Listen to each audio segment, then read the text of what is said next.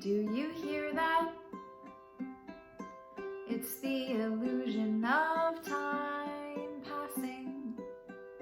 So funny we spend most of it just wishing we had more of it.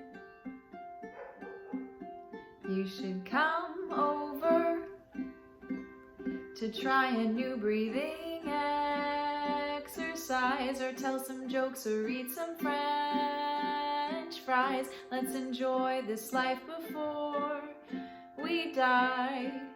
And if you don't like what I have to say, that's okay, I'm gonna die anyway. So here's to truth and love and music and living in the gray. I really don't know any other way. Howdy there, welcome. My name is Jessie, this is Luke the Uke. We are here to maximize love. Yes, I am wearing a bolo tie to lighten the mood in life, but it is still a cow's skull to remind us of our ever-pressing mortality, so.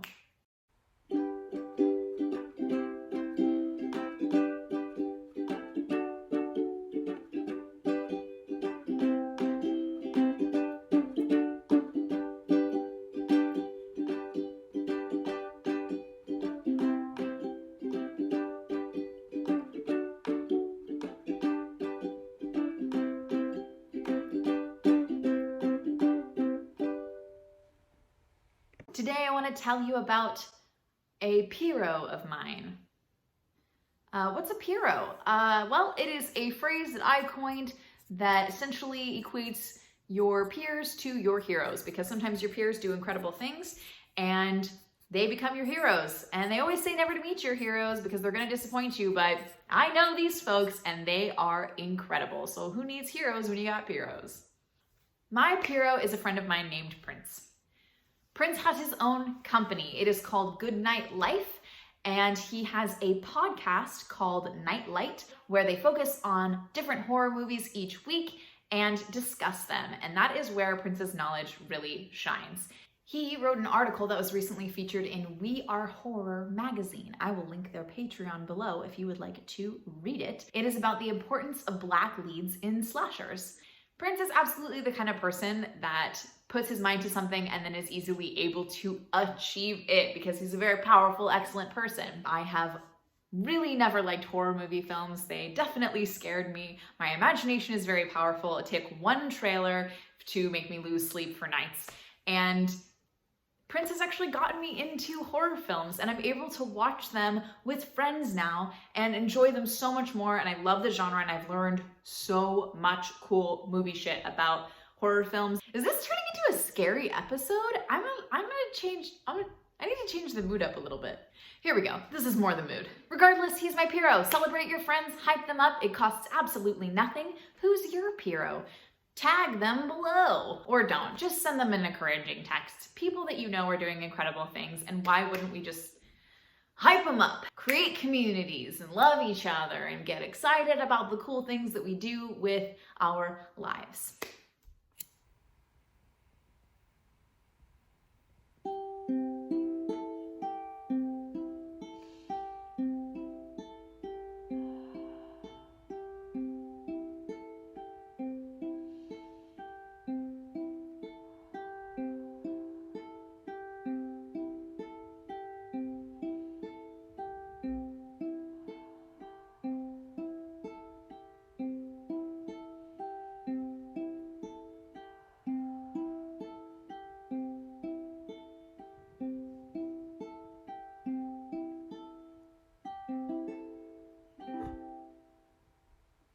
Does anybody else out there struggle with indecision?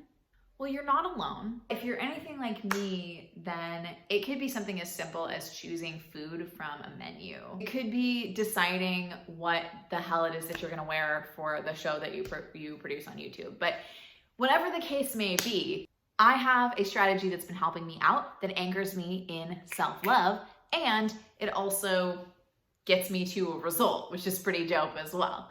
Here is the exercise. First, I want you to think of someone you admire. I like to think of Beyonce. The Beyonce that lives in my imagination is powerful, decisive, knows what she deserves, rocks killer outfits, and treats herself like a queen while also treating other people like queens. And that's sort of what I aspire to. So your person can be whatever it is that you aspire to be, but picture that person, okay? Now, open up the food menu. When you're looking at the options and you're trying to decide something, I like to think of, what would I order Beyonce? You would pick what looks the most fucking delicious and order that for Beyonce, right? So why don't we do that for ourselves? But Jessie, I can't afford the most expensive thing on the menu. I can't afford the delicious thing that I want. Okay, fair enough. That's not always in the budget. You can still be Beyonce. The Beyonce that lives in my imagination would then look at the menu, know her budget, and stick to it because she fucking respects herself. I love myself. I know myself. I'm gonna look at the menu and be like, okay, tap into that Beyonce energy, and then figure out what the fuck I want. This is a cussy episode. I'm cussy. Whatever. I'm Jessie. Oh my God. See how the strategy works for you. It's almost like equating yourself to your highest self. And yeah, like Jessie, Beyonce is probably not your highest self. Yeah. I know. My highest self is a version of me. But we are all stardust and we are all connected based on the universal powers of love. So a little part of me is Beyonce, okay? And a little part of you is Beyonce too. Oh my God. The layers, the meta. I think it's really important to just be loving to ourselves and already treat ourselves like the highest version of ourselves and hold ourselves accountable to that behavior. So see how it works. In the comments below, please let me know who inspires you most. Who is your Beyonce? Don't meet your heroes, celebrate your Peeroes, am I right? See you next week.